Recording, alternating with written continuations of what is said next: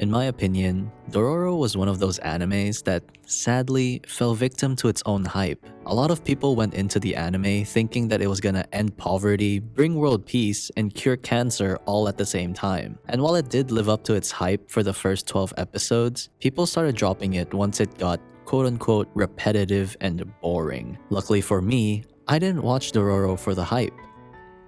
I just have nothing to do with my life. Anyway, the point is, I believe that I got a more objective experience out of the anime, and I gotta say, it's a very solid and well-written anime. Honestly, this Reddit user summed it up perfectly for me. It had a great beginning, a shaky middle, but the end was pretty damn good, and extremely satisfying. And to keep up with my last video talking about the best filler episode in Naruto, I want to talk about the best episode of Dororo. Now there are a lot of episodes to choose from, but nothing encompasses the theme of Dororo more than episode 12, the story of Banmon, part 2. Part 1 was basically a build-up to the eventual clash between the story's protagonist Hyakimaru and his father Kagemitsu Daigo.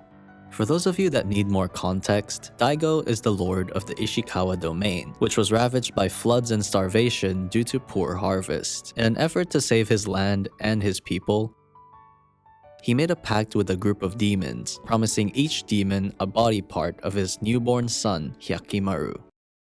What is that? Miraculously, Hyakimaru survived, but was missing pretty much his entire body and was disposed of by Daigo. And so, in a quest to get his body back, Hyakimaru has to slay all 12 demons that took his body parts. Naturally, this would also mean that the land of Daigo and its people would suffer once more.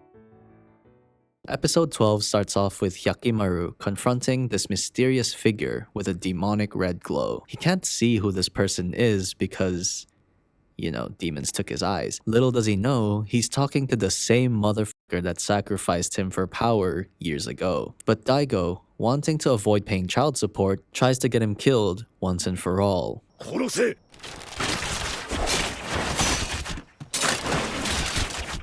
Hyakimaru runs away, and back at the Daigo household, Tahomaru, Hyakimaru's brother and Daigo's second son, confronts his mother Nui about the existence of his long-lost brother. 母上、タホーマル、どうしたのです？母上は手足も目も鼻も耳もすべて鬼に食われた赤子を覚えておられますね。Nui, who was the only person that loved Hyakimaru, would always be in her room, constantly praying for the safety of her eldest son, essentially neglecting Tahomaru throughout his childhood. After learning about what happened to his older brother, Tahomaru was initially appalled by his parents' actions, until Daigo arrives and explains that without his quote-unquote sacrifice, their land would have plunged back into famines, epidemics, and disasters, and that it was his pact from the demons that saved them from it. もはや風前の灯火だったこの国を鬼神との約定が救ったのだ。この国の豊かさを喜ばぬ民はおらぬ。 Tahomaru sees through his dad's bullshit, and apparently it's so strong that even Hyakimaru can smell it from a mile away. Stop the cap. Daigo orders his men to kill him, and Hyakimaru runs away. Again. You're never gonna catch me. Tahomaru is still on the fence about the whole killing your older brother thing, but Daigo gives him an ultimatum. Save your brother, or risk all the lives of Ishikawa. タオマル、その兄のために国を差し出すか。何の痛みも背負わず、ただ己の善良さのために再び民を地獄に突き落とすか。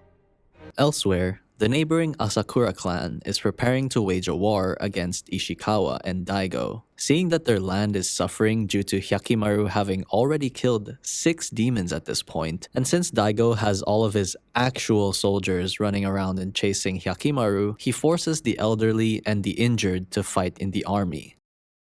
At the Daigo household, there's an eerie scene of Nui holding a small knife.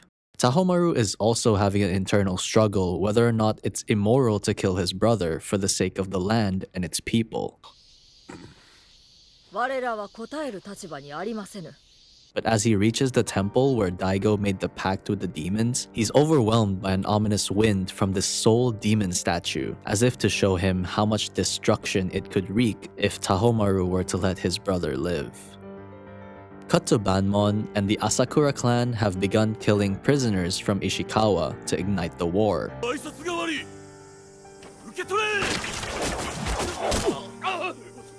If you noticed, Banmon is literally just this training course wall made of wood that protects Ishikawa from opposing clans. And at first glance, it looks like this wall is nothing special, but it actually houses the Ghoul of Banmon, a demon that kills any intruders that pass by it. As the war breaks out, the Ghoul of Banmon, a fox demon, awakens and, like it did before, kills off the Asakura clan soldiers, prompting them to retreat immediately. Yep, that's me. You're probably wondering how I ended up in this situation. Nevertheless, a demon is a demon, and if there's one that exists, then Hyakimaru's gonna kill it. Before he could do that though, he sees this donut that narrowly escaped his rage-filled killing spree back in episode 6, which is also a very good episode, by the way.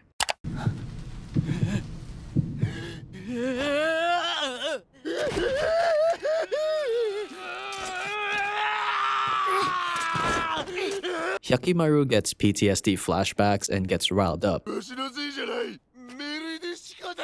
However, Tahomaru arrives and introduces himself to Hyakimaru. They've met before, but this is the first time they're actually talking to each other. Tahomaru says that their father was wrong to sacrifice him to the demons in exchange for prosperity.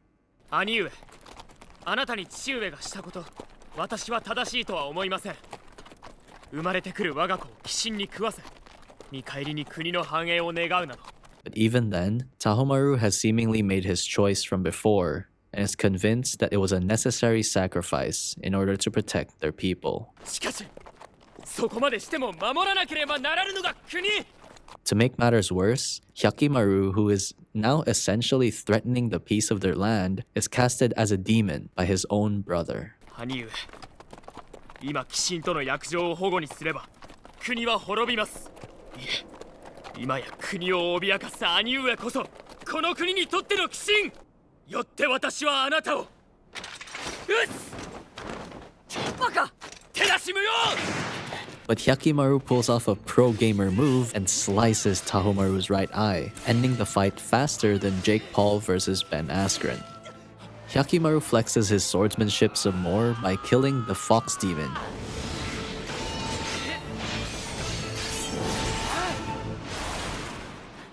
As soon as his mother Nui arrives at the scene.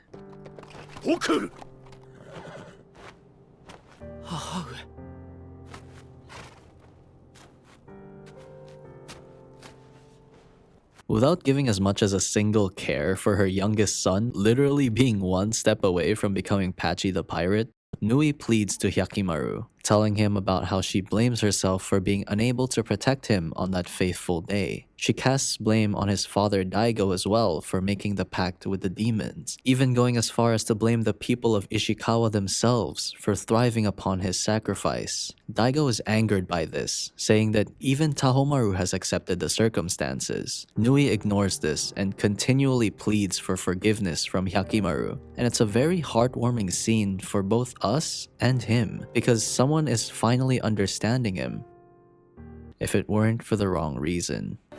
許してください。私はそなたを救えませぬ。Now, even his own mother, the only person that we thought was on his side, has left him to suffer. But not alone. Nui pulls out the small knife we saw earlier on and commits suicide. And the wooden statue that once saved Hyakimaru and was prayed for by his mother was also gone.